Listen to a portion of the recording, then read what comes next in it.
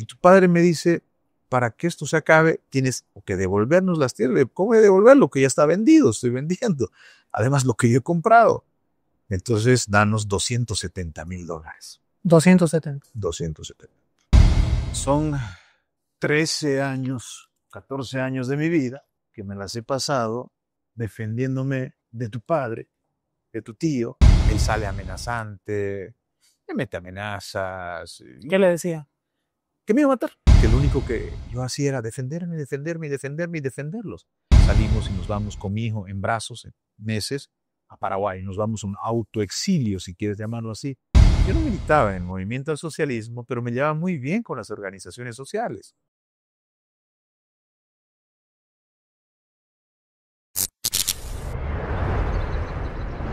Bienvenidos a Refresco Podcast, donde nosotros conocemos a la persona detrás del personaje.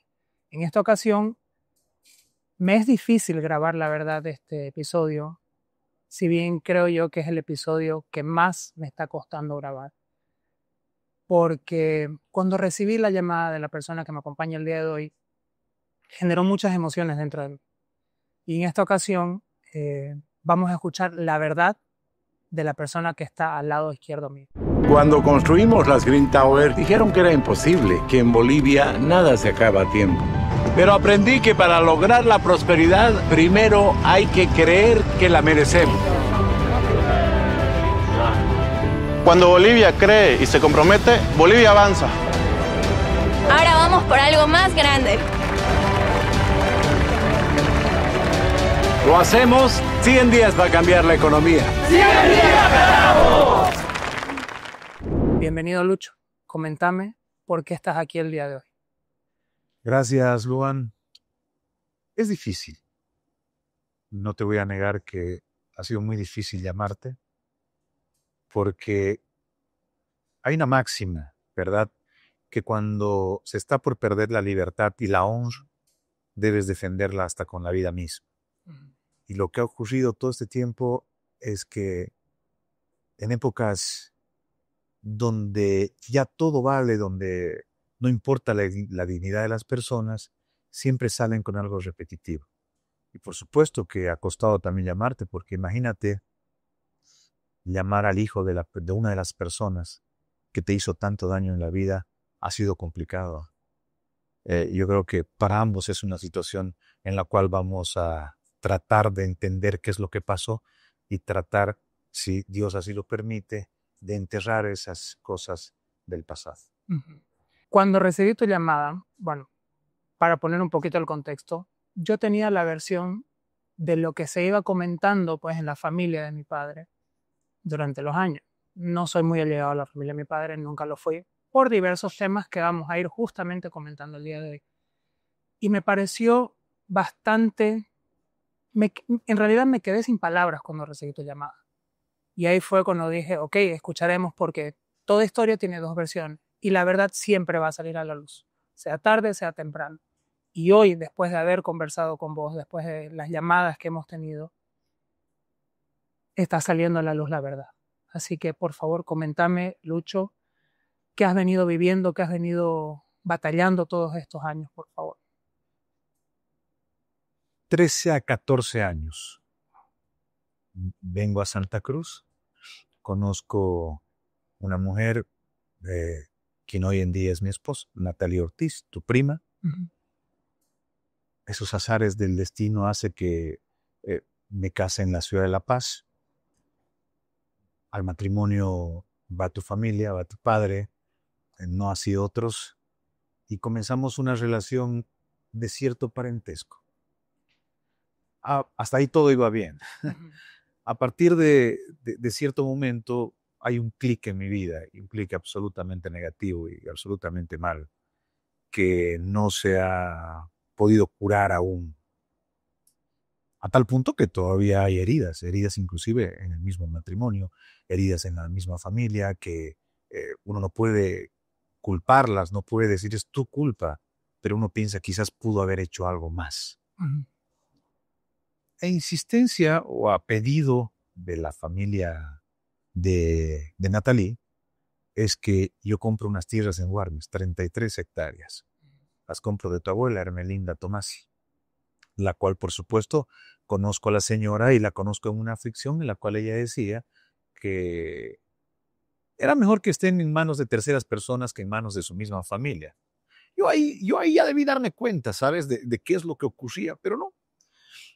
En ese acto de ver qué se podía hacer, no sabía ni dónde quedaban las tierras, solamente sabía que la familia de mi esposa era de Warnes, porque difícil andar preguntando quién es el tío, quién es la tía o qué es lo que pasa con esa familia. No era de mi interés.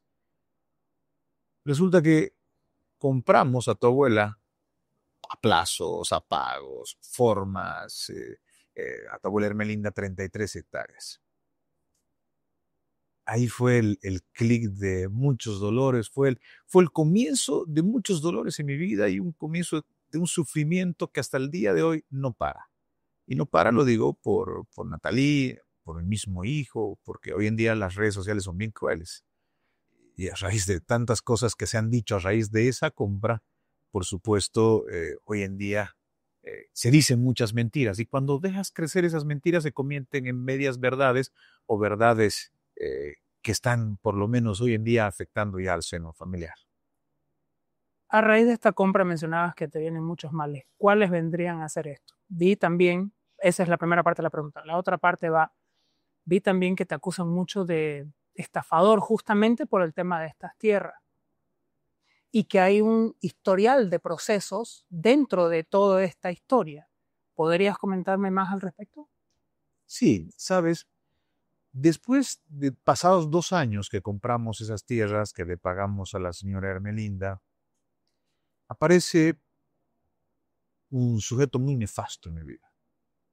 José Alberto Ortiz Tomasi, acompañado de Miguel Ángel Ortiz Tomasi. No sé si te molesta que me refiera a tu padre o como Miguel Ángel Ortiz. Es la verdad, así que... Aparece Miguel Ángel Ortiz Tomasi, uno le dice mozo, tropilo, y me dicen, esta tierra que usted compró la compró barata. Bueno, le digo, no sé a lo que se refiere. Sí, usted la compró barata porque mi madre sufre de problemas de demencia, sufre problemas seniles y usted le compró de una manera muy aprovechada. Bueno, no le di la más mínima importancia. En esos 2 años yo conozco a Eduardo Áñez, licenciado Áñez, y él me dice, ¿por qué no urbanizamos? Y comenzamos a urbanizar, eso era un curichá, ¿no? Ahí no iba nadie. Mira, no iban ni las vacas de Warnes ahí. Porque era un terreno feo. Y comenzamos a meterle dinero, comenzamos a aplanarlo con Eduardo Áñez, comenzamos a ponerle medio bonita la tierra para comenzar a urbanizar. Comenzamos a urbanizar en 2 años, como todo emprendimiento, ya la cosa se va viendo frutos, se va viendo clientes, se va armando una cartera medianamente bonita, y ahí aparecen estos 2 señores. Y digo estos 2 porque después hay más personajes. Aparecen estos 2 señores en los cuales me hacen una cita y me dicen, ¿sabes qué? Eso es de nuestra mamá y nos lo tienes que devolver porque sí. Imagínate que yo les iba a devolver a lo que no era de ellos, a lo que me había costado, hice préstamos, pagaba intereses altísimos, intereses. Pues sabes que cuando necesitas dinero no te importa la cantidad de intereses, pagaba intereses hasta del 10%. Entonces tuve que vender muchas cosas mías, tuve que pedir préstamos a la misma familia para ir pagando. Y a partir de ese segundo año todo se convierte en un caos, porque a raíz de eso, como ellos ven que eso daba ingreso de recursos, comienzan a iniciar una serie de procesos. Y lo primero que dicen es que se la había estafado a su madre. Cosa más falsa. Miguel Ángel Ortiz, en La Paz, lo conozco el día de mi matrimonio, va con una señora, Zulema Javier López, abogado ella, que después se convertiría en un personaje muy, muy duro en mi vida también. Nexos con la justicia, ella era juez de cabezas. No sé si te acuerdas, hubo un escándalo muy grande donde había una juez de cabezas que tenía a su empleada retenida en celdas judiciales porque ella dijo que la habían robado. Sin embargo, ella estaba haciendo un uso arbitrario del poder que tenía como juez en cabezas. Estalla el escándalo y demás. Bueno, lo conozco y tu padre me deja un poder, que hasta el día de hoy lo tengo, para que pueda ayudarle a vender unas tierras que ya habían sido urbanizadas. Se llamaban Nuestra Señora del Rosario. Mismo nombre que tiene toda la urbanización.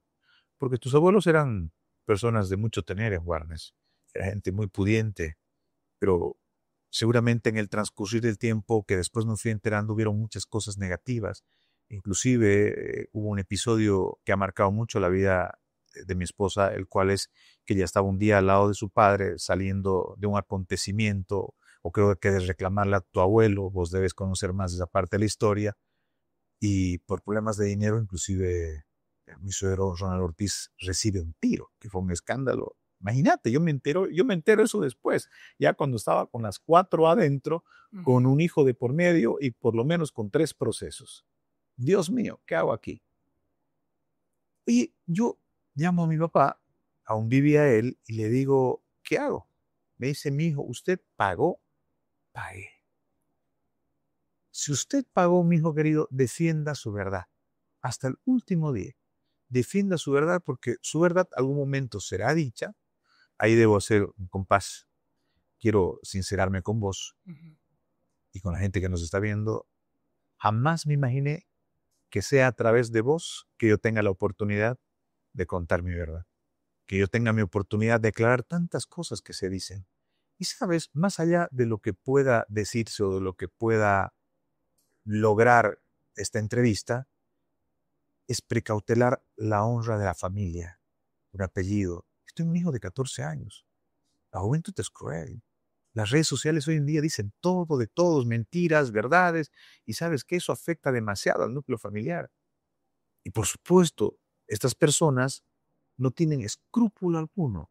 Se agarraron de lo que sea para hacerme ese daño desde la familia de mi esposa. Pero, ¿por qué hacen eso? Hay un momento clave en toda esta historia. Un día me citan a un bufete de un abogado conocido en Santa Cruz, y me dicen, oye, ¿sabes qué? No vas a poder con nosotros. Y tu padre me dice, para que esto se acabe, tienes que devolvernos las tierras. ¿Cómo voy a devolver lo que ya está vendido? Estoy vendiendo. Además, lo que yo he comprado. Entonces, danos $270,000. 270. 270. Fácil quizás hubiese sido tratar de agarrar, prestarse plata sobre la misma tierra y entregar. Pero hubiese sido un círculo de nunca acabar, de siempre estar más dinero, más dinero, más dinero. En eso mi padre me dice, defienda su verdad. Ahora digo, no sé si mi padre tenía razón o no, porque miras hacia atrás, ves todo el daño y dices, quizás como muchas personas, hubiese preferido arreglar o transar. Porque te diré que además no soy el único caso. Hay muchos casos que en tu seno familiar, me acabas de decir que no compartes mucho con ellos, pero son tu familia, que desde ese seno familiar han hecho daño a muchas personas y lo siguen haciendo. Por supuesto, porque siempre por la avaricia del dinero. Cómo tener más, cómo quitarle a alguien lo ajeno, cómo apropiarse de lo ajeno para beneficiarse de ellos. Y siempre, por supuesto, con amistades tanto peligrosas, turbias, donde luego el tiempo y la vida se ha ido encargando de juntarlos para que esto vaya creciendo y vaya llegando, por supuesto, a un momento donde incluso yo estuve a punto en su momento de perder mi libertad, porque estos señores no se cansaban de meter dinero a jueces corruptos, fiscales corruptos. ¿Para qué? Para llevar ese cuentito de que las tierras eran de la madre, y sin embargo habían hecho eso con la mitad del pueblo, porque, te repito, tu abuelo era un hombre muy rico, le vendieron la casa de tu abuelo Ángel en vida, lo tenían una suerte de secuestrado ahí, todo para hacerle firmar. Tu abuela Hermelinda muere sin poder ver a tu tía Marlene Rosario, que es otro personaje también, y sin poder ver a su otro hijo, Ronald Ortiz. ¿Por qué? Porque ellos hasta el día de hoy no dan lo que les corresponde a los demás hermanos, se quedan con una casa en la esquina de la avenida principal de Guarnes, la hacen firmar a tu abuelita. Entonces, era una secuencia de momentos de intereses económicos donde vos veías y decías, esto no tiene límites y esto no va a parar nunca. Una sola vez yo me defendí, y me defendí de tu tío, José Alberto Ortiz Tomás. ¿Sabes? Ahí yo hago un paréntesis y digo, ¿cómo puede haber gente que haga tanto daño solo por dinero. Solo por dinero. Y claro, me imagino yo después de ser casi dueños de Warnes, o la mitad de Warnes, el que ellos hayan visto que se estaban quedando con menos por su mala administración o por la mala vida que llevaban, seguramente les afectaba y por eso hacían lo que hacían. Un día yo voy a defender a los vecinos de la urbanización. Y estos vecinos de la urbanización me dicen, está el señor Pilo por allá, hay que tener cuidado. Yo voy, a raíz de eso, él sale amenazante, me mete amenazas. ¿Qué le decía? Que me iba a matar. Que me iba a matar y que eso era de él y que me iba a meter preso y demás cosas. A raíz de eso yo le inicio una denuncia penal en la cual termina en una audiencia cautelar. Y aquí hay un momento que marca la diferencia también. Porque te diferencias de las personas los unos de los otros. Donde él va a una audiencia cautelar por amenazas de muerte, tentativa y demás. Pero el día que se lleva a su audiencia, Luan, yo hasta ese último momento, un gran amigo, compañero que me acompaña toda la vida, Fabricio Choque, estaba como abogado en ese momento, le digo, Fabricio, anda y buscando a Pilo y decirle que basta. Mi hijo está creciendo entre denuncias, la denuncian a su propia sobrina, no tiene límite, que paren. Esto ya no puede continuar así. Fabricio va, habla con José Alberto Ortiz Tomás y con Pilo, y Pilo, por supuesto, da negativas, que eso era de él y que desde la cárcel iba a operar muchísimo mejor que desde afuera. Imagínate el susto. Eso le decía. Claro, eso le decía a Fabricio. Wow. La cosa que se da a la audiencia y lo mandan con detención preventiva a Pilo Ortiz a Palmasoma. ¿Sabes, Luan? Mientras gente de mi familia, bueno, de tu familia, de ambos, tiraban cohetes y decían, wow, lo metieron preso, por fin nos vamos a librar de este tipo. El pueblo va a estar medianamente tranquilo. Para mí fue una de las noches más tristes de mi vida. ¿Por qué? Porque lo llevé a Fabricio, nos fuimos a un local y demás. Nos compramos una botella de whisky, 2 botellas de whisky, hasta acabarlas. Yo lloraba. Lloraba porque yo no podía entender cómo yo tenía que estar peleando contra la familia de la madre de mi hijo. Por Dios. Yo no podía entender que yo estaba ayudando a que este señor, el tío de mi esposa, entre preso. Todo el mundo festejaba. Y yo lloraba. Y lo llamo a mi padre y le digo, papá, no me siento bien haciendo todo lo que estoy haciendo porque sencillamente será como será, pero veo que en ese núcleo familiar lo único que importa es quién vence a quién y quién odia más a quién. Entonces, entre tanto odio y rencor, Luan, yo me sentía destrozado. A tal punto que yo llego a mi casa el otro día y les digo, todo el mundo, bien, ganamos, felicidades, lo metimos preso. Yo les digo, no me instrumentalicen para sus peleas ancestrales de ustedes, porque esto me afecta. Y por supuesto que me afectó muchísimo. Imagínate cómo debe ser y cómo fue. Yo creo que hay gente que lo ha vivido. Ver crecer a tu hijo desde que tenía 1 añito, 2 añitos, en base a juicios, procesos. Claro. Mi pobre hijo hasta el día de hoy escucha el nombre y se altera, porque claro, el único nombre o los únicos nombres que se mencionaban hasta en la hora de almuerzo eran su familia de parte de madre y solamente eran para problemas.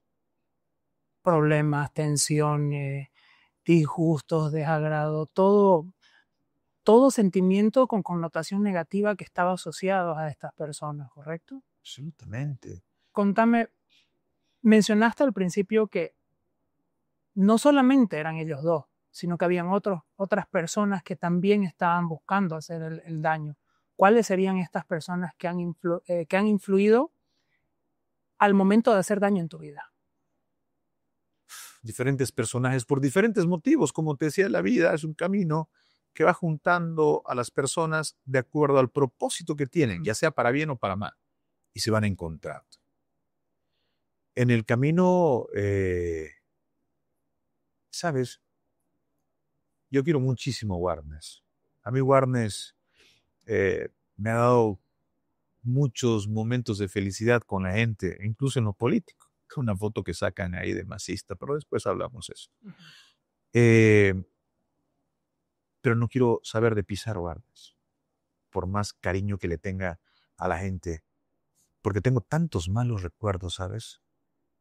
Solamente difamaciones, injurias, solamente ver odio que salía de la propia familia, de la madre de mi hijo, hacia todo el entorno, te genera, por supuesto, un sentimiento de rechazo. Correcto. No a los demás, sino a poder llegar, a poder escuchar tan solo el apellido, mucho medio que te atoras ya, ¿no? Eso es tanto que ha pasado. En ese caminar de procesos, te había nombrado a una persona, Zulema Javier López, abogada. Nunca me voy a olvidar que a raíz de ella yo tuve que perder muchas cosas. Y te voy a explicar por qué.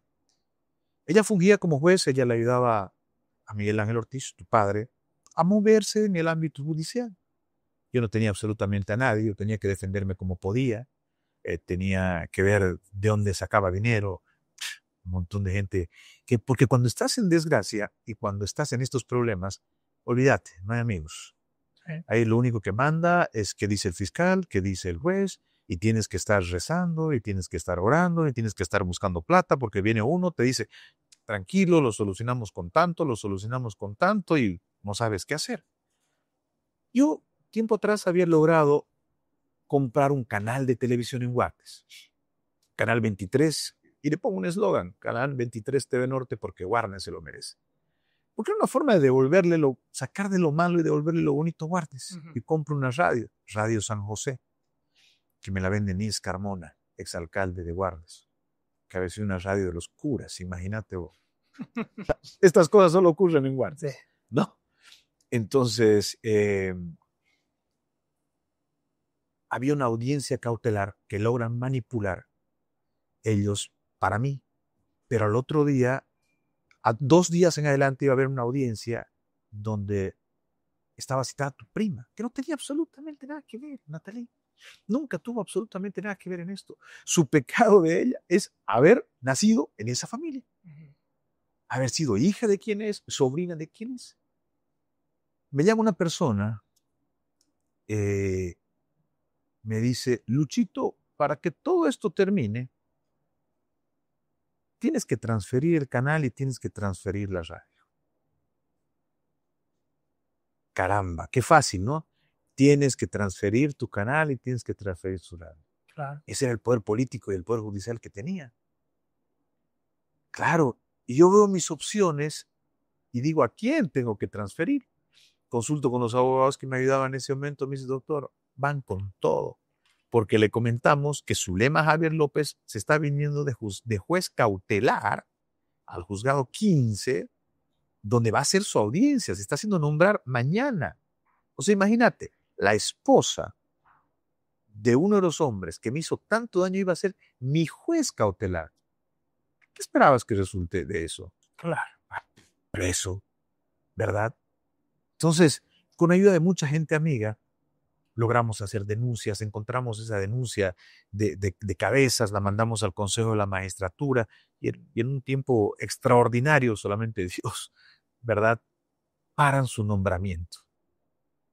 Y en ese tiempo logramos meter incidentes, logramos tratar de pelear, porque era tratar de pelear. Imagínate, tenías al frente un hombre que dice ser ingeniero, que no lo es, que tenía obras. Ambos no lo son. Por otro lado tenías otro hombre, Pilo Ortiz, que venía de estar en la frontera, de tener procesos en el Brasil, de estar metido con contrabando, cosas feísimas, manejando siempre para tratar de meterte preso. Tus opciones se limitaban, era transfieres el canal o transfieres la radio o tu esposa va presa. ¿Cómo podía permitirme yo que Natalie pueda ir detenida por una pelea que ellos tenían conmigo? ¿Pero por qué tienen la pelea? Te había contado de los $270,000. Porque además, muchacho irreverente, oso decirles no. Entonces, ¿cómo les decías no a los dueños del pueblo? ¿No? Aparece una persona Pablo Ramos Lima, que trabajaba en la alcaldía de Warnes con Mario Cronenberg y que se encargaba del desayuno escolar. Y dice, Luchito, vamos a hacerlo como si fuese una compra.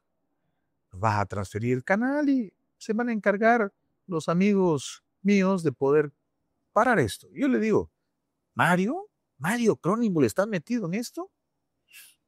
Y él me dice que sí, que Mario los apoyaba a los pilos, porque tiempo atrás yo había tenido un pasaje político en Warnes. En eso de las internas del movimiento al socialismo, yo pues, a pedido de organizaciones y demás, sabes, yo me llevo muy bien con las organizaciones sociales. Me gusta, me siento cómodo con ellas. Y me dicen, doctor, queremos que usted candidatee para alcalde en las internas del MAS. Candidateo y puedo darme el gusto de decir, y digo gusto porque Mario no es un plato muy liviano de digerir políticamente hablando, es un hombre fuerte, es un hombre con personalidad, es un hombre que ha podido lecturar pueblo en Santa Cruz y por eso tiene los votos que tiene.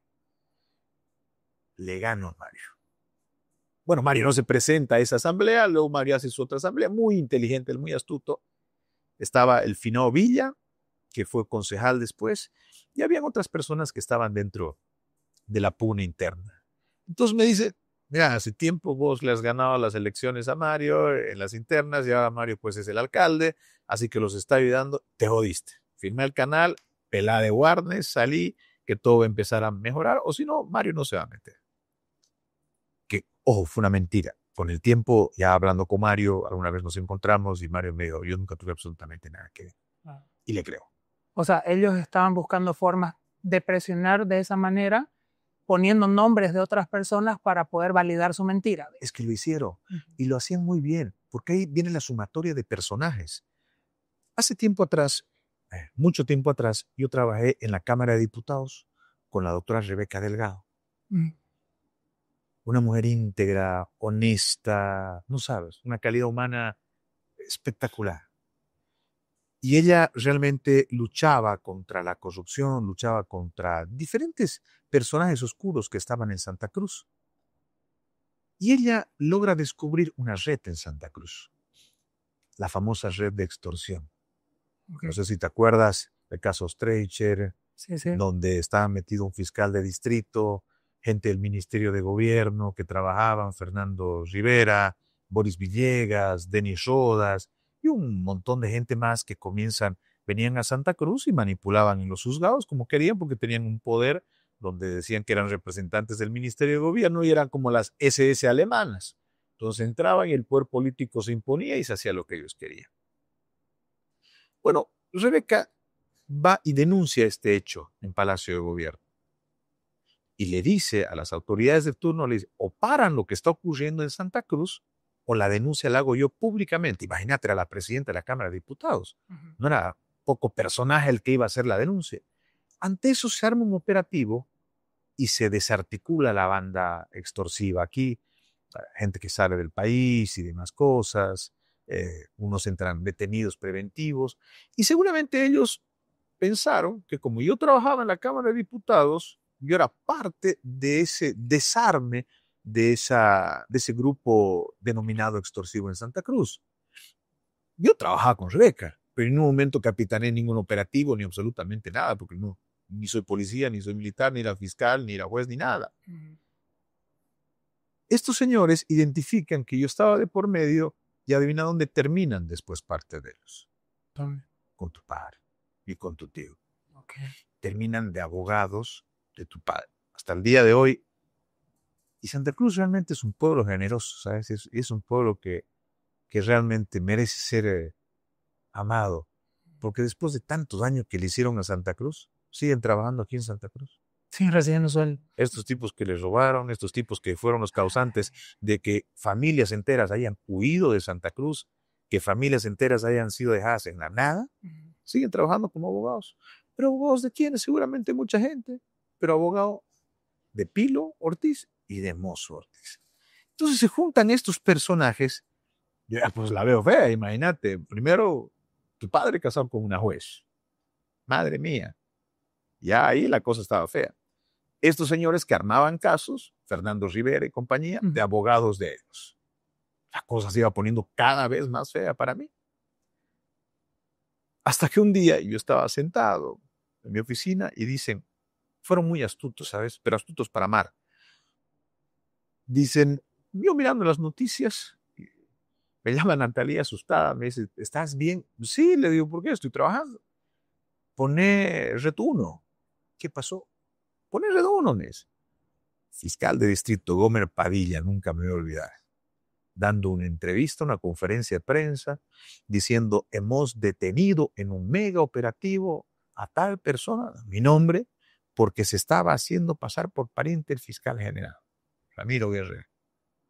O sea, ¿te imaginas el grado de enfermedad mental de esta gente que buscaban asociarte por tu segundo apellido a alguna autoridad para que lógicamente esa autoridad se moleste, se enoje y diga, ¿quién está utilizando mi nombre? Claro. Alex fiscal general no lo conozco, pero ni de por si acaso.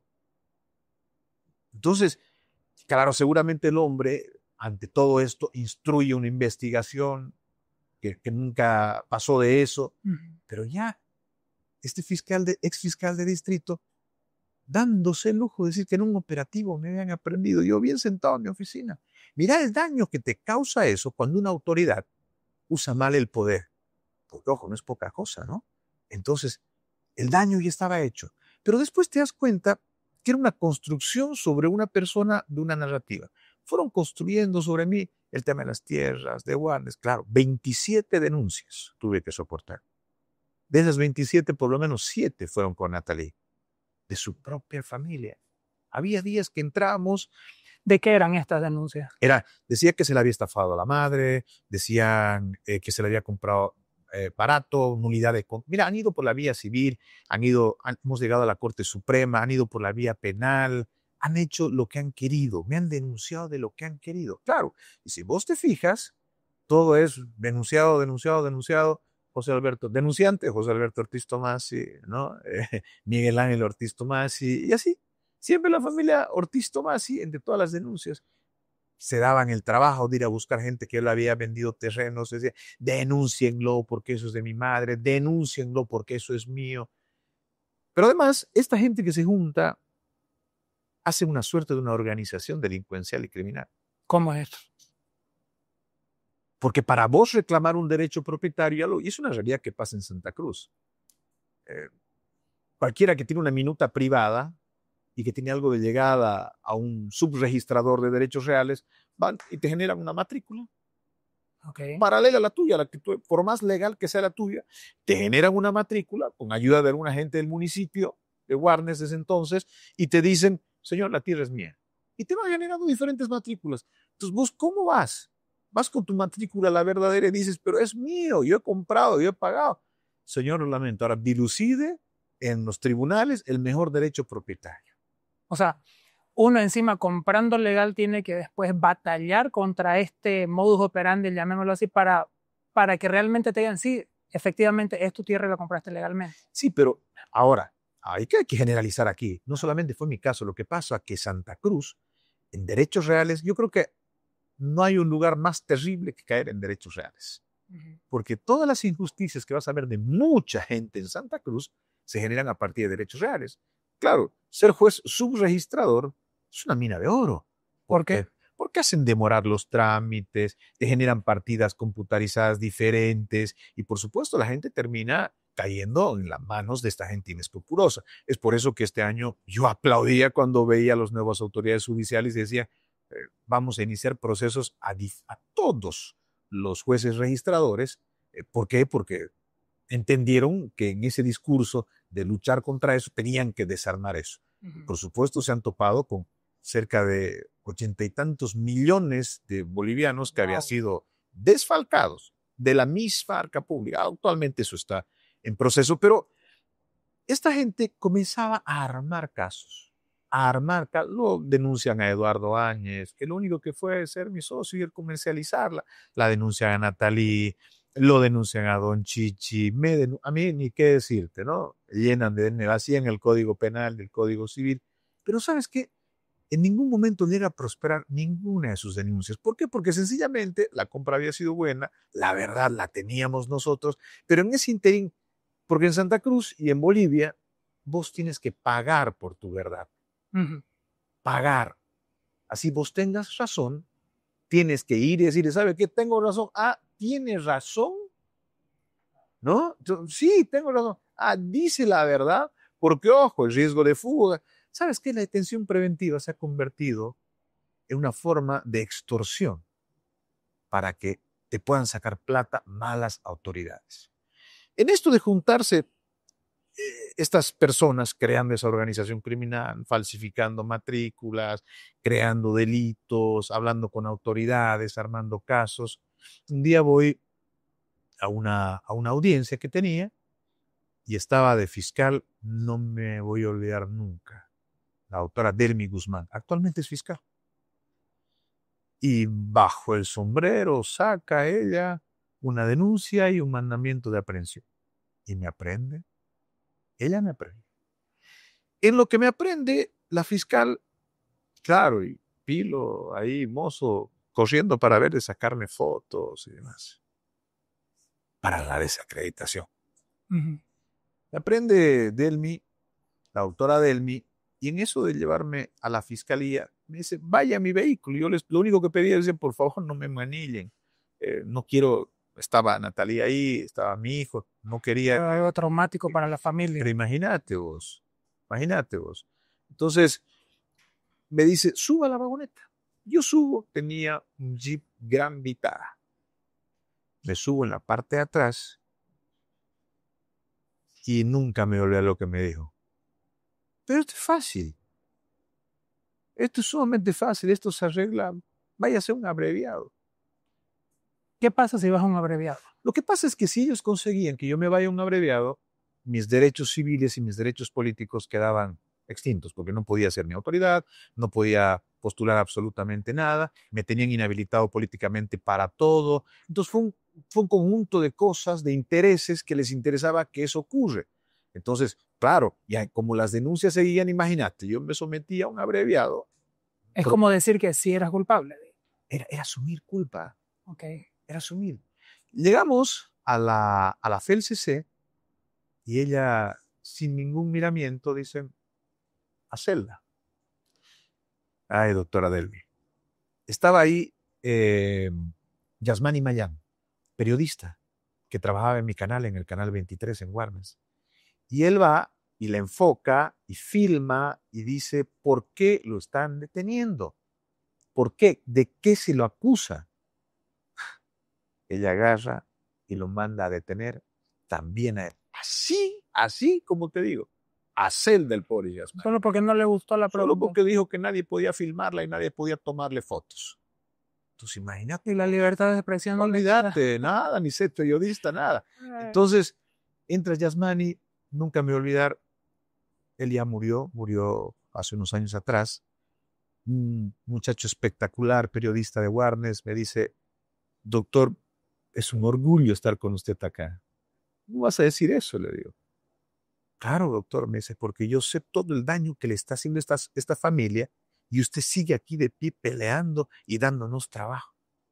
¿Sabes qué? Se me partió el corazón. Claro. Y yo pedía, por favor, le diga, déjenme a mí aquí, sáquenlo a este chico que es un periodista. Sí, pero es de su canal. Así que porque es de su canal, adentro también. Todo esto, Luan, tenía un solo fin. Ya se habían hecho ellos deudas. Claro, seguramente las tierras las comprometieron. Era quitar a las tierras y, por supuesto, darle un escarmiento al muchacho que se había atrevido a decirles no. A decirles no van a hacer esto. Eso termina desembocando en varios procesos, en amparos constitucionales, que el último fue el año pasado.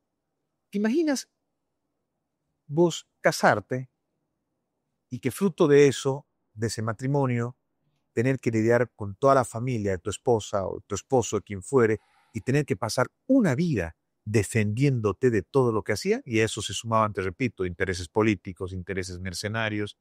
Esa fue mi vida, Luan, en Warnes. Y esa gran parte de mi vida la he pasado luchando con gente que yo jamás me imaginaría luchar. Yo Claro. creo que nadie está feliz en pelear contra la familia de la esposa. Absolutamente nadie. Y eso es lo que me ha pasado. Nos has ido contando la verdad, pero para la verdad también se necesitan pruebas. ¿Tenés pruebas de todo esto que estás comentando? Claro que sí. Te voy a mostrar las pruebas que hay, Ok. donde tu padre denuncia a tu prima, a mi esposa. ¿Sabes? Hay códigos y ética, hasta en la mafia. Uno no se puede meter con mujeres ni con niños. Son códigos que hasta en el mundo del AMPA se respetan. Pero Pilo, toda esa gente y tu padre no tienen códigos. No respetan. Lo único que les interesa y lo que les motiva es el dinero fácil. Claro que te voy a mostrar las pruebas. Y son muchas. Todo, por favor. Por ejemplo,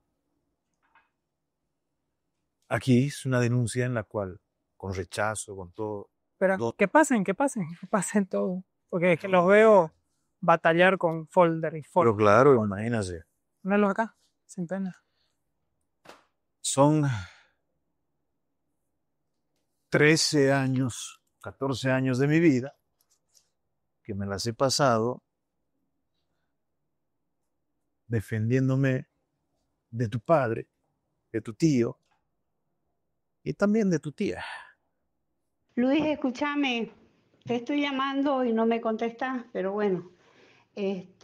También están demandando la partida 0011, es donde están parte de los terrenos de los nietos, parte de los terrenos de Chichi y parte de tus terrenos tuyos de allá, junto el Rabasco. Eso también están demandando ellos. Seguramente te irán a notificar o de repente no te van a notificar. Eso es.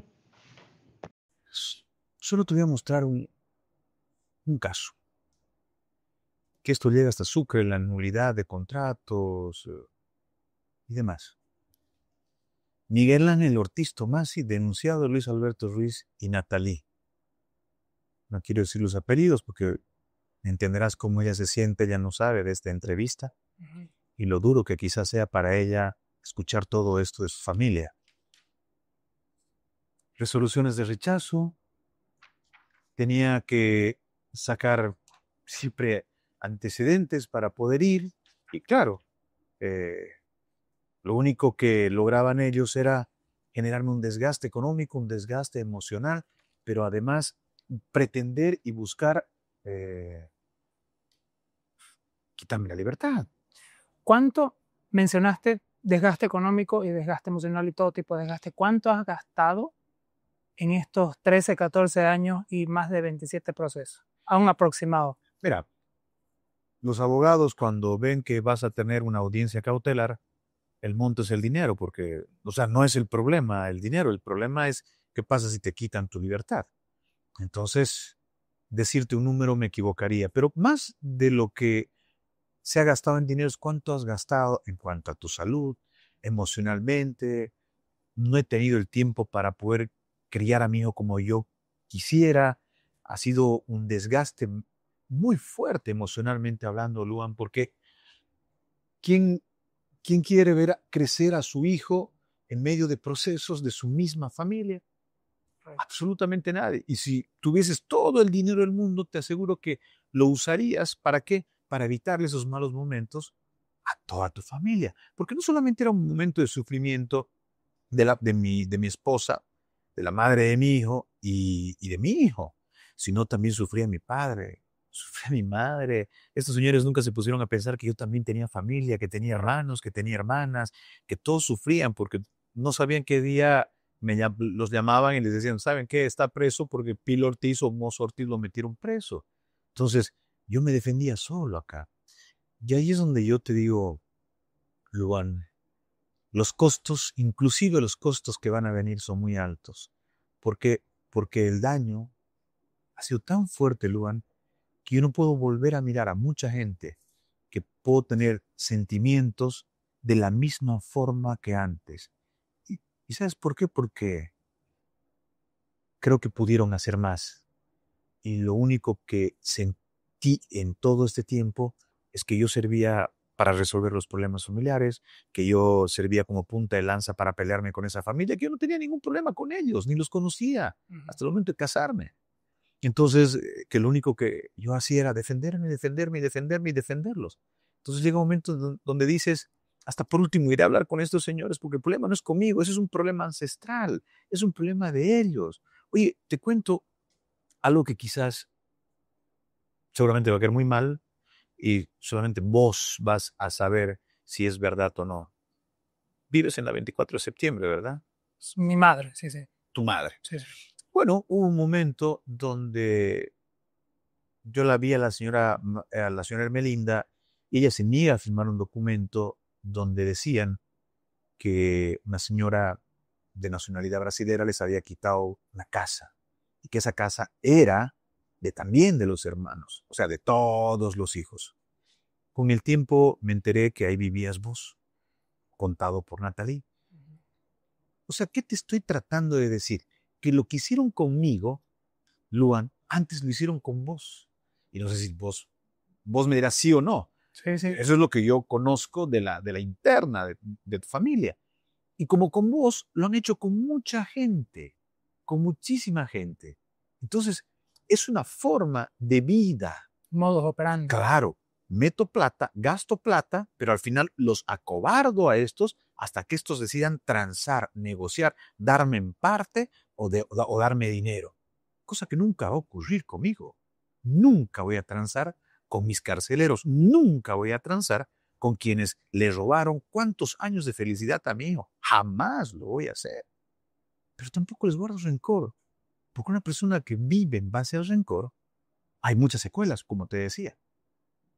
No puede ser plenamente feliz. Y yo creo que merezco ser feliz.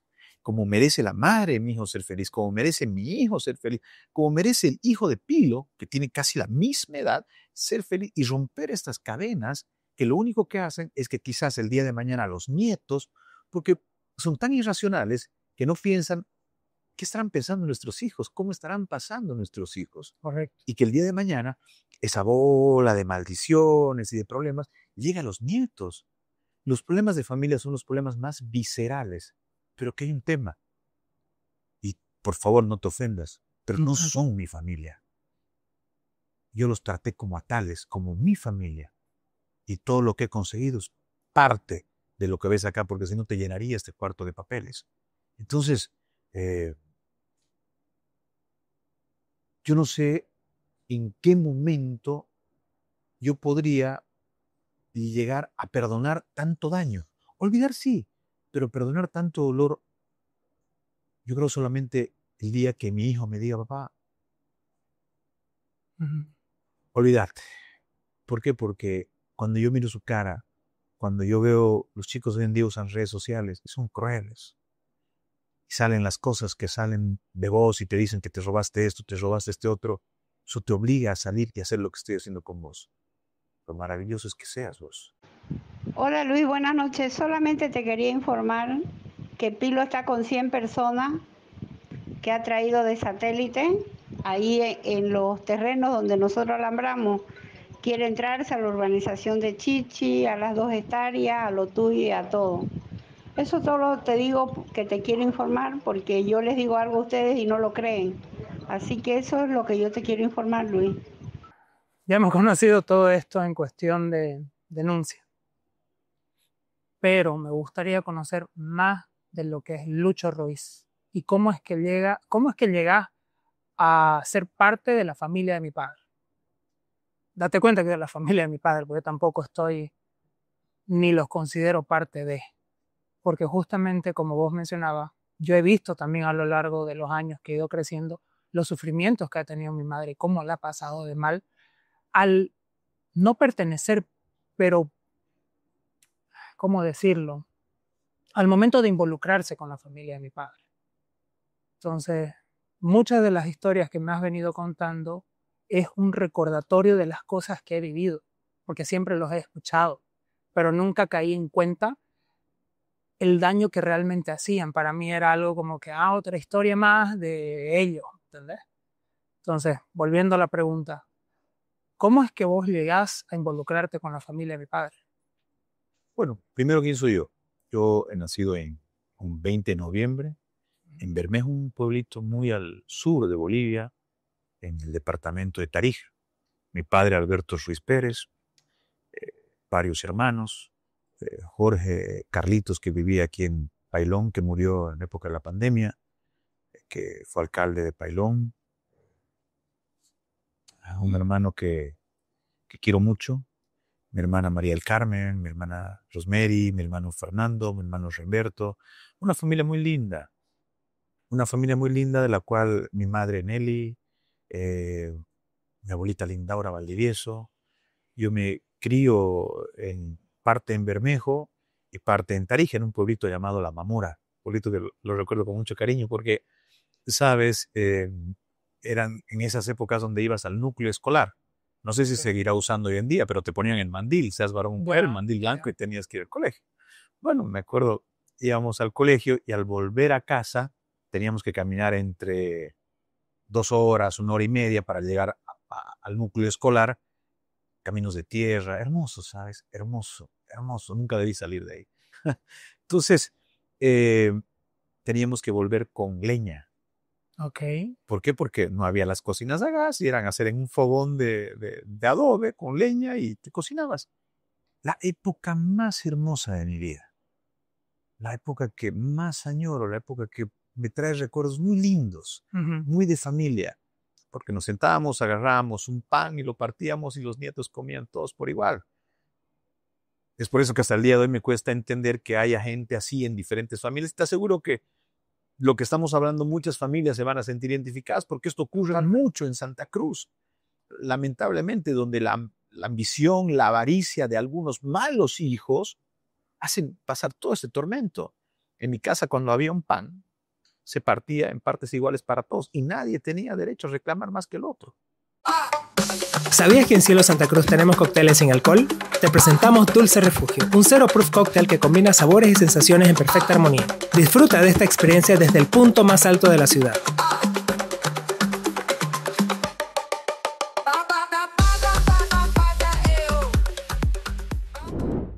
Entonces, yo te nombro mi familia porque todos estos años me alejé de ellos.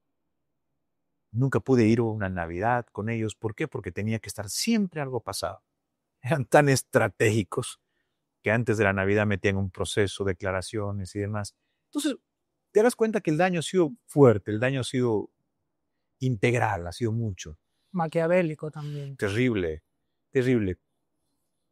Cuando yo ya llego a Santa Cruz después de muchos años de haber estudiado, yo trabajaba en la Dirección General de Asuntos Sindicales en la ciudad de La Paz.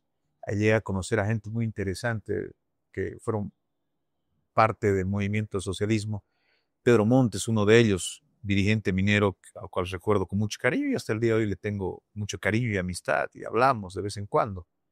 Vengo a resolver un problema, un conflicto en Santa Cruz y ahí a través de un amigo, Roberto Fernández, gran amigo, conozco a Natalí.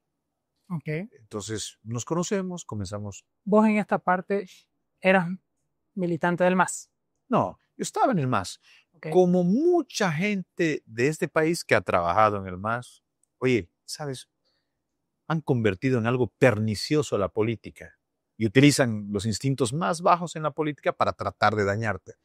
Oye, la mitad y más de este pueblo ha estado con el MAS y ha trabajado con el MAS. Han hecho plata con el MAS.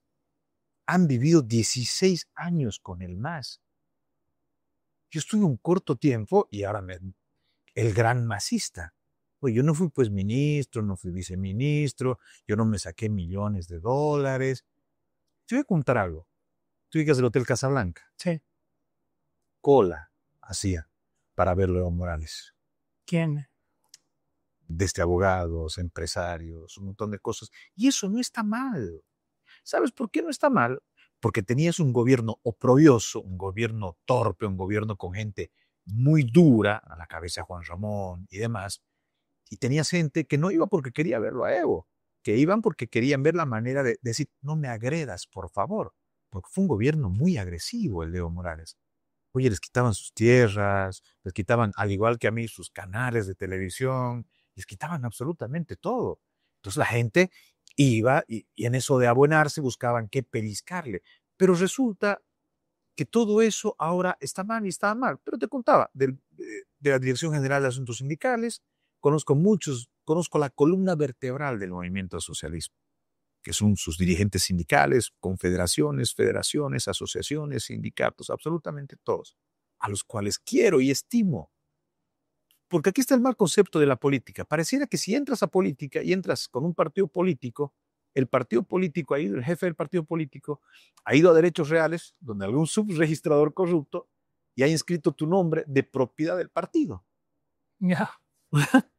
Ni vos ni yo somos propiedad de nadie, ni nadie que nos está viendo es propiedad de nadie. Nosotros los ciudadanos hacemos los partidos políticos y hacemos presidentes y los bajamos de presidentes. Si no, veas el 2019 lo que ocurrió. Entonces, conozco a Nathalie, me caso con Nathalie y ahí, por supuesto, automáticamente llego a conocer a tu papá. Fue a mi matrimonio. Fue a mi matrimonio y me dejó un poder, que aquí lo tengo, te lo voy a dejar, donde él me decía, mira cómo es la vida, ¿no? Él me decía, ayúdame a venderlo. Estas son mis tierritas, ayúdame. Oye, si hubiese tenido la intención de quedarme con algo ajeno, eso se hubiese vendido hace tiempo atrás. Sin embargo, lo tengo ahí. ¿Sabes quién lo firma? Tu papá y Zulema Javier López. Por cierto, la mujer que en algún momento también quiso quitarte la casa. No lo sabías, pero yo sí. Porque en todo eso ocurrían muchas cosas. La ambición no era solamente lo mío. La ambición era todo lo que sus manos avariciosas y su mente podrida podían pensar en qué hacer para sacarle, aunque sea un pedacito, a alguien. ¿Cómo fue este episodio que mencionas de la casa? Porque ellos decían que tenían una casa en la calle 24 de septiembre muy cercana a la plaza principal. ¿Quiénes decían? Tu padre, Pilo, la negra, Ortiz, tu tía, que eso era de ellos y que les correspondía a ellos y que por supuesto había una persona, como te dije antes, que se había quedado con lo que no les correspondía. Claro, como vos no conoces, vas pensando, dices, bueno, alguien los ha herido y porque les ha quitado una mega casa que supuestamente era de una cuadra, ellos están pensando que nosotros somos iguales. Pero con el tiempo ya llegué a saber la verdad que era la mamá de Guchito. ¿Guchito? Te decían eso, ¿verdad? Sí, sí. Entonces, que era tu mamá y que no tenía absolutamente más nada que ver tu madre con la relación con tu padre y que por supuesto tu madre había tenido que pasar, no sé si lo mismo y no sé ni tanto tiempo, pero tu mamá también habría tenido que pasar por muchos momentos y pelear la casa que tu madre compró, porque estos señores, incluido tu padre y tu tío y toda esa gente decían que eso también había sido mal vendido y que tu madre también los había engañado, los había estafado. Cuando esa historia con el tiempo se cae. ¿Por qué? Correcto. Porque comienzas a ver documentación y ves que existe una compra. Está bien, Luis, yo estoy muy preocupada porque ahorita está en la casa de Mozo, ya, ahorita están yendo a ver cuántas personas son, ya, y ya yo te llamo, yo te aviso, pero están en la 250. Hasta el momento se calcula. Se calcula que son unas 250 personas que está manejando con Machi. Lo corrimos a Pilo como Dios manda, como se tiene que hacer, para que lo sepas de mi casa. Se quería entrar a mi casa, mandó no sé cuántos motoqueros, pero me di el gusto y la satisfacción de correrlo y quedé, gracias a Dios, que no le prendí fuego a su camioneta. Yo lo que necesito es gente en mi casa, que ahora por la tarde Pilo mandó a 50 motoqueros a tirarnos petardos y todo eso. Yo ahorita estoy con gente en mi casa Lo que yo necesito es gente, nada más. Además no solamente quieren mi casa, además quieren lo tuyo, quieren lo de Chichi, quieren todo, Pilo quiere todo. Escúchame, Luis, ¿sabes vos que hoy de aquí de los árboles de la casa, un ratito, me lanzaban cohetes y sabes qué, los chicos porque él lo que quiere es quemarme mi casa. Eso es lo que quiere y no lo voy a permitir que me queme mi casa. Corrimos de allá anoche a uno. Por eso te digo, y ahí comienzo a interactuar con la familia de ellos. Y sabes qué es cuando vos sientes la energía de las personas, ¿verdad? Y lo único que quieres es Irte. salir en quinta, ¿no? Dices, ¿sabes qué? No, aquí no quiero estar. Pero ahí tienes la madre de tu hijo que la ves sufrir, que ve pelear por sus papás. Ves a tu hijo que tiene 2 años y ¿qué haces? No tienes milímetro, no tienes un minuto para quedar de cobarde. Tienes que aguantar todo el peso y tienes que seguir luchando por ellos. Que hasta el día de hoy lo hago, pero seguro que no será mucho más tiempo. Correcto. Me estabas comentando que en todo este proceso conoces a la columna vertebral del MAS. ¿Qué más sucede? Conozco la columna vertebral del MAS, sus sindicatos, asociaciones, confederaciones. Lo más fuerte que tiene el movimiento socialismo es las organizaciones, lo que denominan sociales. Que ojo, hay una ruptura ahí entre organizaciones sociales y las organizaciones que crea Evo, ¿no? Evo crea unas organizaciones paralelas, le quita la importancia al sindicalismo, hay una pelea muy dura, pero te voy a contar un pasaje. Pedro Montes fue dirigente de la Central Obrera Boliviana,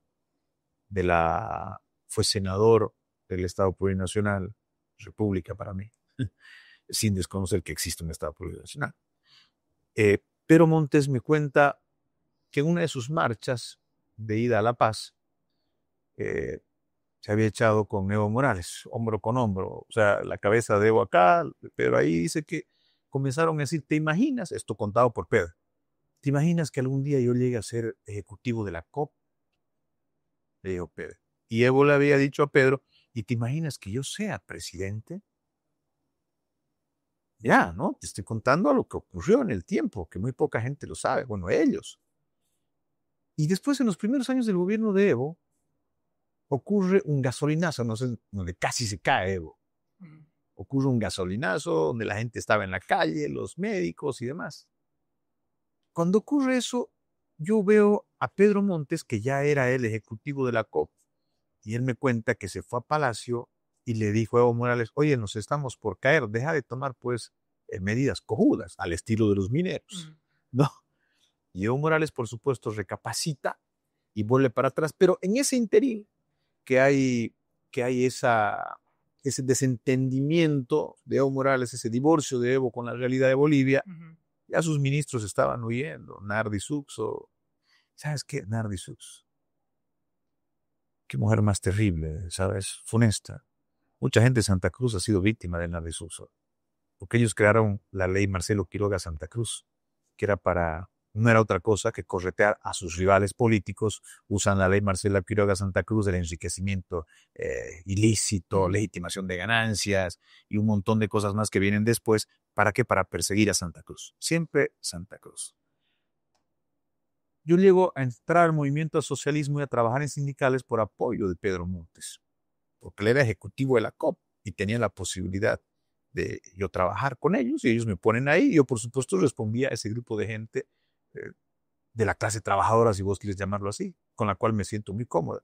De ahí me comienzo a mover en algunos otros espacios del movimiento al socialismo, pero siempre con una suerte de estigma, ¿no? El cara, ¿no? El cara que está en el MAS, el cara que va a traicionar, hasta que hace poco Evo ya dice que no soy cara, que soy agente de la CIA o que soy un infiltrado de la CIA, ¿verdad? Entonces, no me arrepiento de haber estado esos tiempos trabajando. Y algo que nunca voy a hacer en mi vida es negarme donde estuve, en la mesa que comí y quién me ayudó a que yo tenga un pan en la mesa. Eso nunca lo voy a hacer. ¿Por qué es que se da este quiebre entre tu persona y el partido del MAS? Porque las cosas se fueron distorsionando a partir del 2012, 2011, porque yo comienzo a sentir, 2012, porque ahí yo comienzo a sentir la arremetida en mi contra. Pero ¿por ¿Qué sentido? Claro, lo que pasa es que tu padre y otra gente se encarga de ir a... Yo me caso en el 2011 y ellos ya empezaron a hacer sus movimientos para decir que yo me había apropiado algo de ellos y se van donde Nardi Suxo y se van donde otros. Ahí recibo yo una llamada. Una persona a la cual estimo mucho me dice, no le tengas miedo a Nardi. Dile este par de cosas a nivel nacional y enfrentate. Y dile, pelea, porque estos van a ir por vos en todas. Pero dirás, ¿por qué esa ruptura? En el departamento del Beni, cuando estaban los prefectos, habían antes la figura de los delegados presidenciales y habían los delegados para las autonomías. En ese momento, Carlos Romero era ministro de Autonomía. Carlos Romero me dice, bueno, Lucho, váyase al Beni y usted hágase cargo de la delegación para la autonomía. Yo, días antes, no tenía qué comer, no tenía un trabajo, no tenía nada, Luan. Había perdido todo, había gastado un montón de dinero, me había metido con un socio que termina estafándome mucho dinero, no lo veo más. Entonces veo la opción de trabajar y me voy al Beni sin conocer el Beni. Uh-huh. Me voy al Beni sin conocer el Beni y ahí ocurre un episodio muy negativo donde se iba a cometer un acto muy, muy feo en el Beni y contra el Beni. Y yo me opongo a ¿Qué esto. acto sería este? Ya venía la toma de Pando. Había ocurrido lo de Pando y unos de esos días una persona se me acerca, me dice, tienes que trabajar directamente con el ministro de la presidencia. ¿Por qué? Le digo, a mí me ha puesto el ministro de Autonomía. No, tienes que trabajar con el ministro de la presidencia porque él es el que va a tomar el mando del departamento del Beni y tienes que alinearte. Y a los campesinos dejarlos de lado y a los indígenas dejarlos de lado. Es momento que tenemos que atacar clase media. Claro, porque la teoría de ellos era avanzar, conquistar y someter. Okay. Cuando digo someter, es lo que pasó en Pando, es lo que pasó en diferentes lugares. Era una política absolutamente ofensiva, agresiva y de conquista. No es que estaba gobernando para las bolivianas y bolivianos, estaban conquistando diferentes regiones opositoras para tomarlas, llenarlas de interculturales, llenarlas de su propia gente para cooptar el poder político y luego someter a sus clases empresariales, a sus clases empoderadas, que era la oposición en sus departamentos. Uh-huh. Me opongo a que pase eso. Estaba Ernesto Suárez de prefecto, estaba el general Siriqui de alcalde en el Beni. Y triste, pues, mi realidad, ¿cómo te vas a osar oponerte a ciertas medidas del hombre más poderoso después de Evo Morales? Por lo menos así se lo veía. Ahí ocurre un hecho que yo tengo que salir del Beni porque la persona que me acompañaba, el edecán que me acompañaba, me dice, doctor, dieron la instrucción que usted, chao, porque usted no permitió que se hagan esto y vea qué hace. Yo tengo que salir, escapando, llego a la ciudad de La Paz, llego a la oficina, me acuerdo del doctor Romero, y el doctor Romero me dice, Lucho, ¿qué puedo hacer? Es el ministro de la presidencia y le tiene una fijación a usted terrible. Le guardo gratitud a Carlos porque en los momentos difíciles que pasé ante la arremetida de un hombre tan poderoso como Juan Ramón, no me ayudó en absolutamente nada, en ningún proceso, ni nunca nada, porque nunca pedí ayuda a nadie, pero Carlos, por lo menos en ese momento de mi vida, se comportó muy bien y hizo la suerte de por lo menos tranquilos, ya se va, este chico se va. Se evitó a que Juan Ramón y Nardi hayan podido actuar de una manera muy dura conmigo, que después lo hacen. ¿Por qué? Volvemos a Rebeca Delgado. Rebeca Delgado, una mujer extraordinaria, como te dije. Le llega a ella un proyecto de ley. leyes de extinción de dominio en favor del Estado. ¡Wow! Y Rebeca me dice, dale una revisadita, veamos qué hay aquí. Cuando revisamos eso, ella lo revisa, abogada espectacular Rebeca, que después irónicamente le niegan su derecho a que sea alcaldesa. Evo sí podía repostularse las veces que quiera, pero Rebeca no podía ser candidata a alcaldesa porque decían que no vivía en Cochabamba, que su sede era en La Paz. Imagínate, una locura, y así inhabilitan a mucha gente en el país. Ya veíamos venir esas prácticas insanas.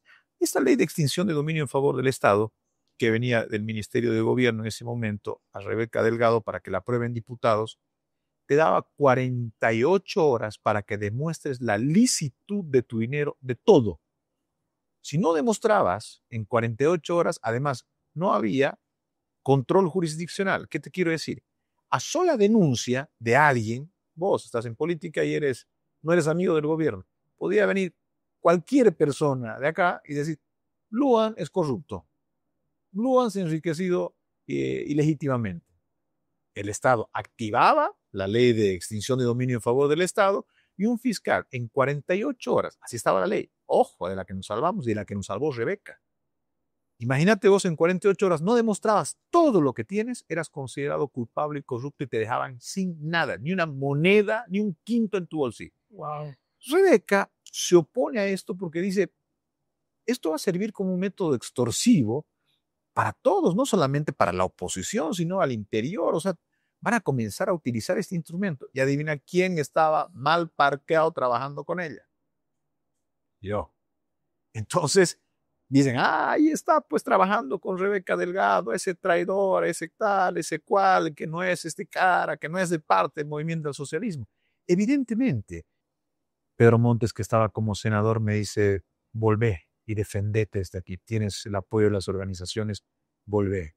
Un gran amigo, Mario Céspedes, también ejecutivo de los Fabriles, pichón, me dicen. Me dice, padrino, volvete. Las organizaciones estamos para apoyar.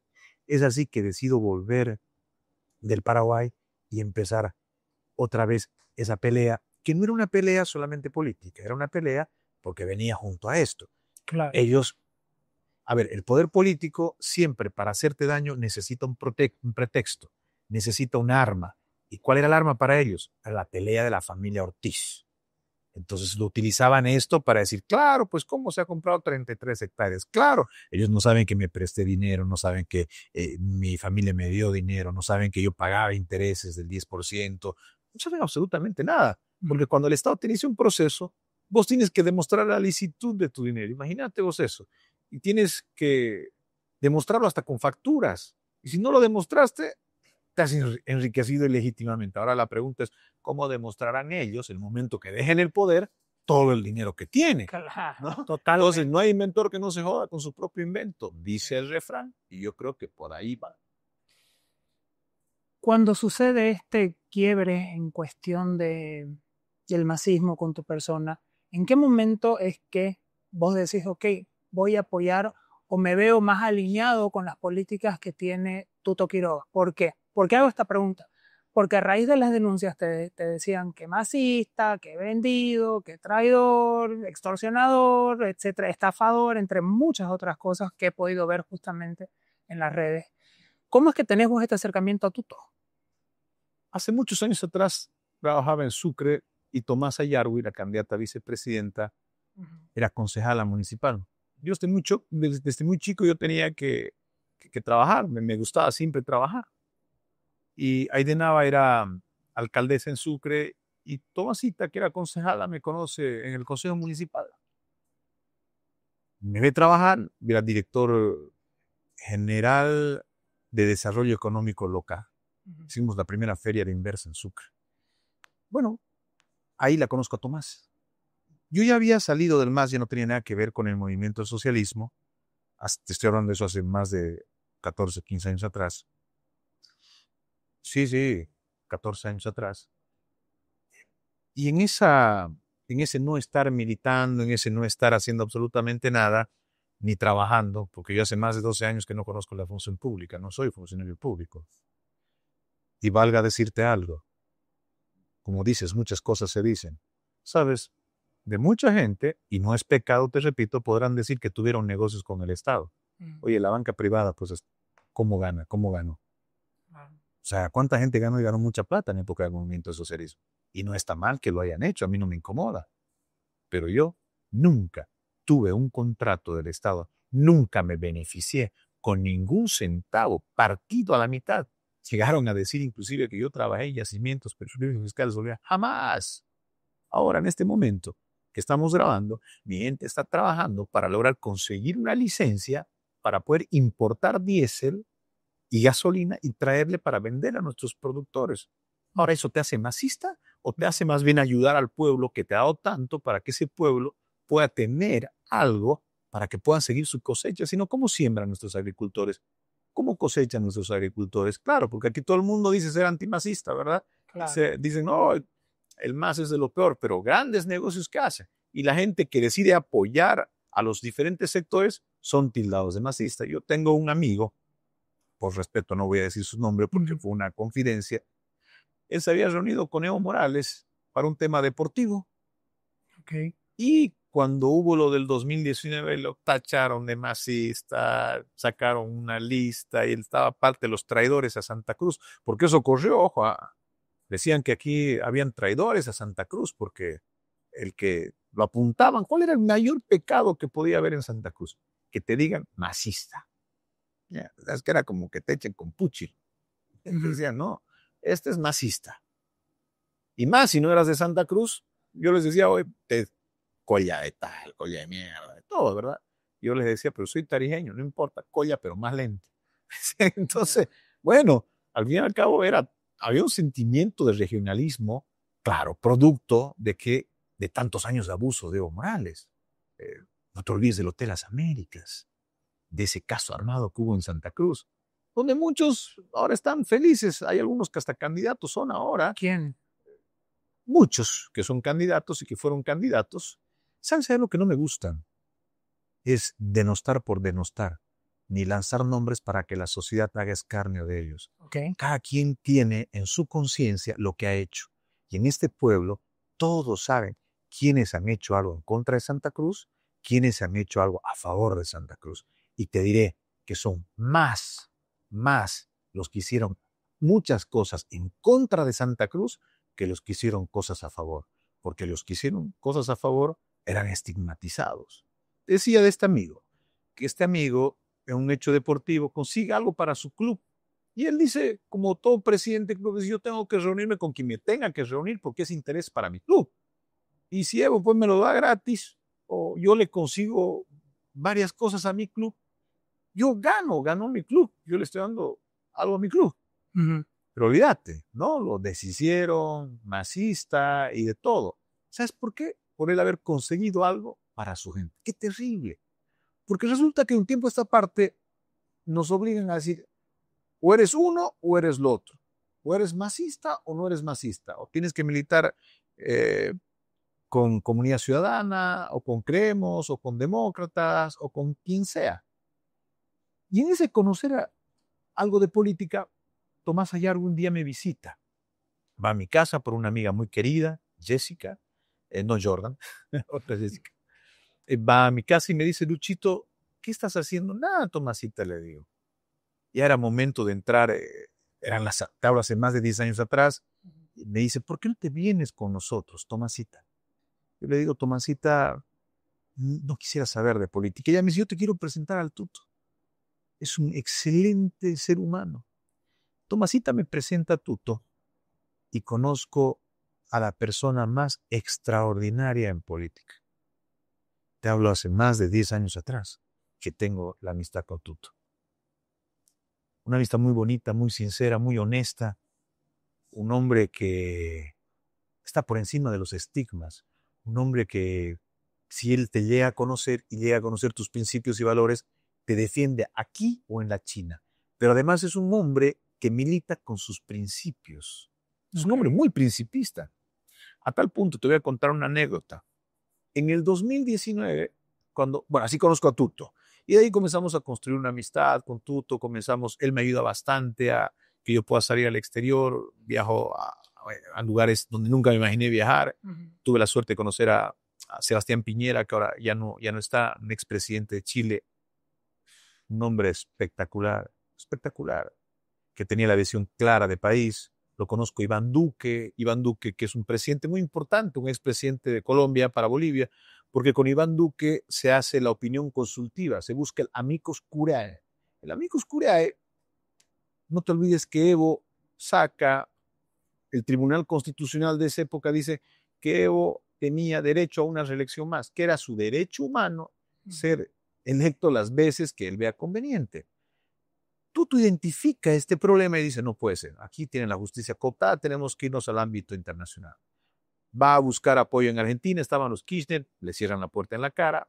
¿Para qué buscaban ese amicus curiae? Para consultarle a la CIDH y que la CIDH nos diga si es que el ser reelecto era un derecho humano. Ese es un trabajo 100% de tuto y que muy poca gente se lo agradece, muy poca gente se lo reconoce.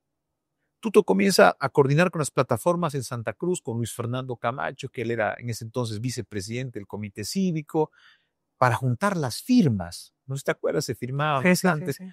Se junta todas esas firmas y Tuto habla con Iván Duque para que Iván Duque lo reciba el de presidente y Iván Duque ponga la firma como amicus curiae y mande en consulta a la CIDH si es que el ser reelecto era un derecho humano. Claro, y te acordarás que en el 2019 uno de los detonantes, más allá del fraude que hubo por parte del movimiento al socialismo y la ambición desmedida de Evo Morales, fue justamente la opinión consultiva.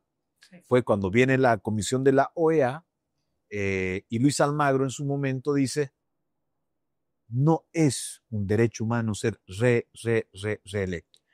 Eso enerva a la ciudadanía, que ya venía frustrada, cansada, porque en el 2016 se vota un referéndum que Evo decía que iba a ganarle absolutamente todos acerca si él podía ser reelegido o no.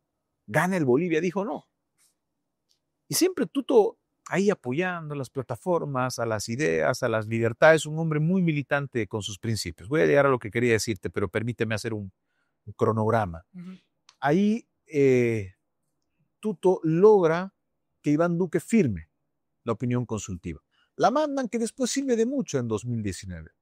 Ocurre lo del 2019, ya Luis Fernando Camacho, presidente del Comité Cívico, una gran lucha la que hizo Luis Fernando.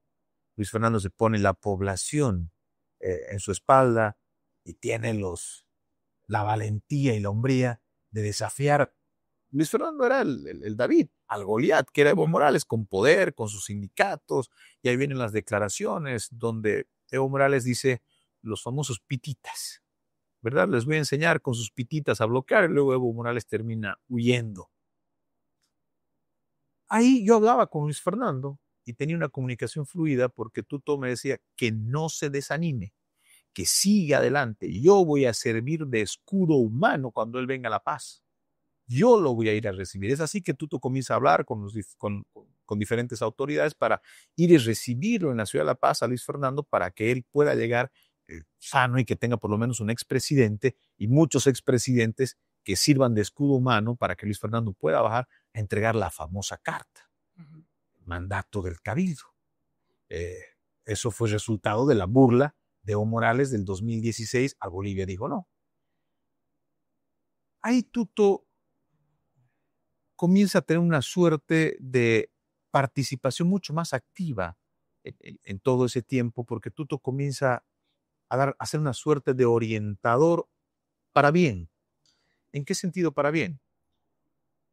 Ocurre lo del 2019 y Tuto me dice, perfecto, andate con la gente, te vienes a La Paz y lo recibimos a Luis Fernando, lo cuidamos. Yo en el avión me voy, estaba Pablo Fernández, un conocido influencer de Santa Cruz, al cual, mira cuánto poder tienen ustedes los influencers para poder hacer el bien o para poder hacer mal, voluntaria o involuntariamente. ¿Por qué te digo esto?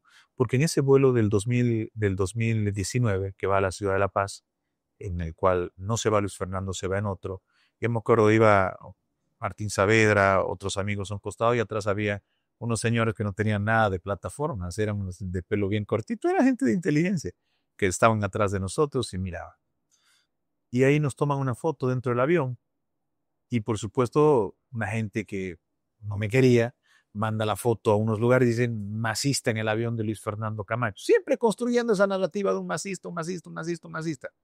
Mientras ellos hacían plata con el MAS, muchos hacían plata con el MAS, yo estaba defendiendo en lo que podía a Santa Cruz. Y ya no estaba parte del MAS. Hace muchísimos años. Pero ahí Pablo Fernández saca un post y dice, Pablo dice, me llegó esta denuncia, dicen que él es del masista, yo no lo conozco a Lucho Ruiz, pero ese post que hace Pablo, como estaban en un momento tan crítico a la ciudadanía, ¿sabes qué? No podían ver a nadie que digan que era masista porque parecía la Santísima Inquisición, donde todo lo que huela a masista tenía que morir, ¿me entiendes? Entonces comportado, y eso fue un error, porque se comportaron de la misma manera que decían reprochar. Decían que los masistas eran unos abusivos, unos dictadores, pero se comportaron de la misma forma. Entonces, ante eso sale esa foto, sale el post y todo el mundo comienza a gritar masista de aquí, masista de allá. Y entre los comentarios que leía, mucha gente que había comido de mi mesa, que había bebido de mi vaso y que había compartido mi botella. Cuánta hipocresía, ¿sabes? Porque ahí ves realmente que los amigos no son tus amigos. Ahí aprendes a separar quiénes son y quiénes no son. Yo llamo a uno de ellos, inclusive le digo que hay que tener valentía y ser muy sinvergüenza para poner lo que has puesto. Yo salía de mi casa al supermercado. Cuando salgo veo un letrero que decía tiene 72 horas y pegaron muchos letreros en muchas casas para escapar, para salir de Santa Cruz y de Bolivia. Masista de mierda. El temor era que pasaba con mi familia, con mi hijo y demás. Y yo lo llamo a Tuto, le digo, presidente, mire, pasa esto, Luchito, en este momento estamos resolviendo un país, usted no se preocupe, llámelo a Luis Fernando y dígale que dejen esa huevadera.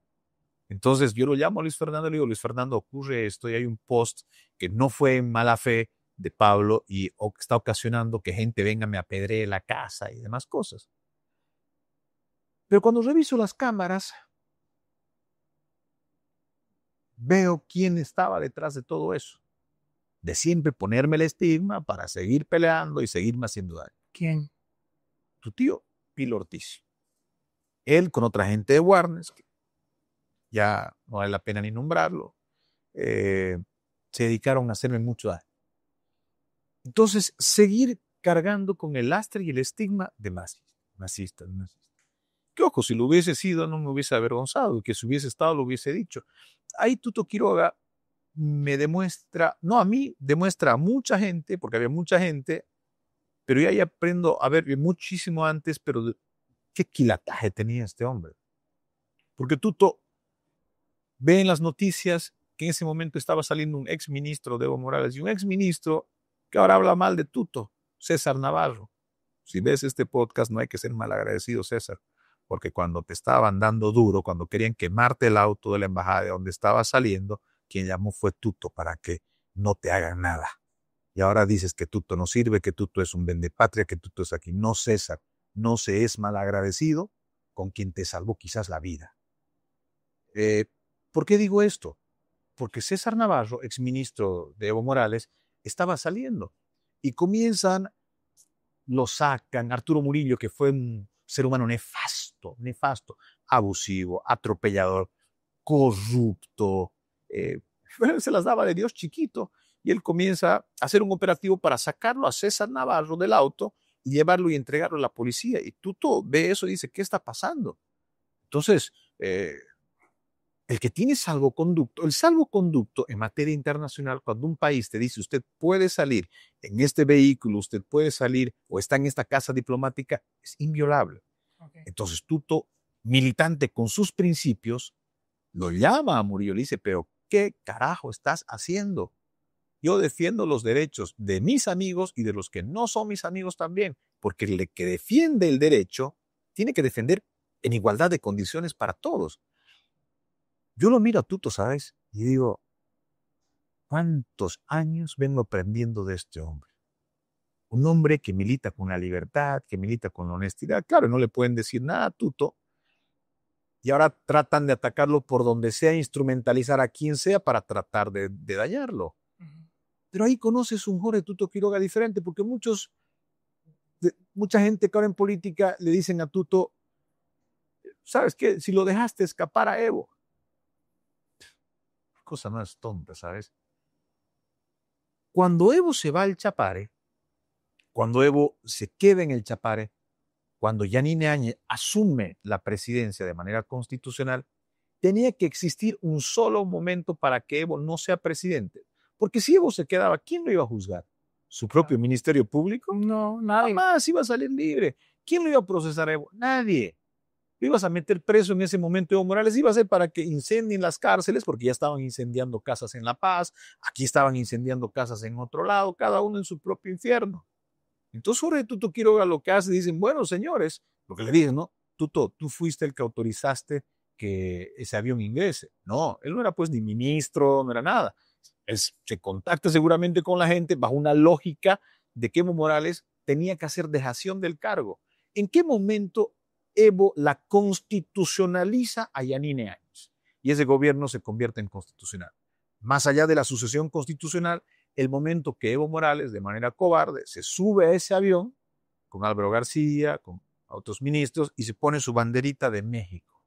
A partir de ese momento, Evo ya deja de ser presidente porque está en un vehículo aéreo que es de otro país con un salvoconducto y él ya no es presidente. Deja el territorio boliviano. Entonces tenía que dejar el territorio boliviano para que la sucesión se complete. Eso es lo que la gente no logró entender y después lo atacan a Tuto. Y lo más irónico, que quienes te atacan, quienes me atacan, quienes atacan a Tuto y demás, ¿vos crees que son los del MAS? No.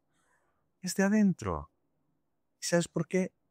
Porque como por primera vez están viendo la posibilidad de que haya una transformación, un cambio, quieren ser parte de ese cambio de gobierno. Pero ¿sabes por qué? Porque les interesa el poder. Porque les interesa deleitarse con esos elixires del poder. Ojalá hubiese más gente que se deleite, que digan, no, yo lo apoyo a Tuto, dejo de hacer daño en la interna o dejo de hacer daño a la gente que está yendo en esta oposición, los mismos precandidatos para salvar Bolivia, porque la democracia se nos está yendo, porque cada vez tenemos menos combustible, porque la gente no puede ya ni siquiera cosechar ni sembrar. Eso sería diferente. Pero no, todavía estamos muy atrasados nosotros para tener la madurez política de poder aceptar a alguien que haya hecho cosas para el bien de Bolivia y sin embargo te digan que fuiste parte de lo mismo. Si hay algo que no le puedes decir a Tuto es masista. Si hay algo que no le puedes decir a Tuto es que alguna vez ayudó al movimiento al socialismo. Tuto es un hombre que está muy lejos de esa ideología. Para ir ya cerrando y finalizando esta entrevista, quería consultarte por qué después de 14 años, 13, 14 años, es que recién decidís levantar la voz. Un día llego a casa y mi hijo lloraba. En silencio, pero lloraba. Yo le preguntaba qué había pasado. Yo ya había visto todo lo que se decía en las redes y demás. Lloraba y un día antes mi hijo me dice, papá, en el colegio dicen que sos masista, ¿estuviste en el MAS? Y yo comienzo a explicarle, y pues yo trabajé, hice esto. Al otro día él lloraba. No me quería decir porque intuía que era algo así. Él deja su celular y yo agarro su teléfono y veo su última vista que estaba mirando. Y él le había mandado unas imágenes en TikTok de todo lo que se decía y todas las cosas, toda la porquería de la política que sirve para lastimar, para dañar, y no entienden que a veces esto llega más allá de uno. La política es tan sucia y son tan cobardes los que no pueden competir de frente contigo que lo hacen a través de este tipo de cosas. Ese día es donde yo entiendo y hablo con un amigo y le digo, ya no aguanto más, ya no puedo más. Pero doctor, me dice, ¿qué le importa? Usted nunca ha respondido, no responda. La gente va a seguir hablando. Y es eso lo que yo no me podía permitir. Porque lo hago por mí, lo hago por mi madre, lo hago por mi familia, lo hago por mi honra, lo hago porque ya es tiempo de decir las cosas con nombres y apellidos de quienes estuvieron detrás de todo esto, quiénes eran los interesados en dañarte, porque seguramente yo habré cometido muchos errores. Quien no los haya cometido, por favor, que nos avise para que vayamos a Roma y lo hagamos beatificar. Pero jamás han sido errores voluntarios con la intención de dañar o lastimar a alguien. Y si lo he hecho, tengo la hidalguía de decir, discúlpame. Si es que hice algo y en eso involuntario te puede haber lastimado. A mucha gente le duele que haya un hombre que pueda estar al lado de Tuto, que pueda tener esa esencia de pueblo quizás, o poder tener contacto con la gente, y no entienden que para ganar estas elecciones no bastan los votos de la ciudad, sino hay que entrar a ganar el voto del campo, el voto de los sindicatos, porque en política no ganas con tu voto, ganas con el voto ajeno. Tan así que seguramente cuando la gente te pone un estigma, te pone como un sello, hasta los que no te conocen se paran sobre ese estigma. Y sin saber nada, dicen y comienzan a hacer sus guerras sucias. Y esas guerras sucias lamentablemente llegaron a mi hijo, Luan. Y es por él. Para que un día él diga, mi padre un día se sentó con alguien que es su familia, como lo eres vos, y dijo todo para que yo tenga elementos de verdad, más que jurídicos, para decir no. Y estoy orgulloso de mi padre. Eso es lo único que busco como hombre, como padre. Más allá de las profundas heridas que esto ha marcado en mi vida, y que te aseguro no son las mismas que antes y van a ser muy diferentes el día de mañana. Porque aún no tengo, y eso debo reconocerlo, y le pido a Dios me dé la sabiduría para poder borrar mucho dolor que tengo en mi corazón, que no me permite mirar a las personas cercanas a mi entorno con los ojos que los miraba antes. Uh-huh. Y aún hay mucho dolor. Y eso espero que algún día pase, que eso sane. Hoy pretendo que sane, porque es una forma de desahogarse con alguien que nunca me hubiese imaginado. Yo sabía de vos de nombre. Es más, cuando te llamo y te acordamos en ver, y tenía mucho temor, porque decía, es su padre, él no va a dar en contra de su padre, él es un hombre famoso, tú eres un hombre famoso, que no vas a jugarte toda tu credibilidad por escuchar a alguien. Y cuando yo te comienzo a explicar y te comienzo a comentar de lo que fue mi pasar, mi sufrir y mi dolor, del cual fue parte tu padre, mi familia, era una forma de que la vida te devuelve con el tiempo las personas que menos te esperas, pero las personas exactas para que digas tu verdad y puedas decir quién eres, para que la gente pueda. No me interesa que perdón de absolutamente nadie quien esté en política, porque ellos siguen en eso y van a seguir en eso. A mí lo que me interesa es que la gente que está cerca mío pueda ver esto, pueda escuchar esto y pueda tomar una decisión de diferenciar lo que es cierto y lo que no es cierto. Te repito, independientemente de los errores que yo haya podido cometer en mi vida, pero lo que te aseguro es que delitos nunca he cometido. Quiero tomar palabra de lo que has dicho. En una de esas, bueno, de lo que acabas de decir es, ¿por qué estaría arriesgando tantas cosas por el lado de exponer tu verdad? O la verdad en todo caso. Es porque yo siempre voy a dar en favor de la persona que está siendo agredida, de la persona que está siendo abusada, de la persona que está sufriendo todo tipo de ataques en su contra. Porque yo siempre voy a dar en favor de la verdad.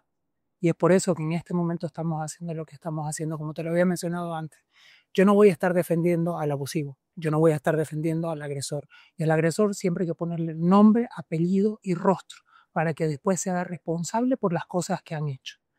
Te agradezco en esta entrevista, no es fácil para mí hacerla, y quería terminar y finalizar con ¿qué mensaje le das a las personas que nos están mirando? Qué difícil, ¿no? Primero, agradecerte por la oportunidad de que podamos dialogar. Yo no quería saber más del apellido Ortiz Tomás. Y da la casualidad de que la vida te enseña de que no todos son iguales, que en una familia son como los dedos de esta mano y que uno es diferente al otro.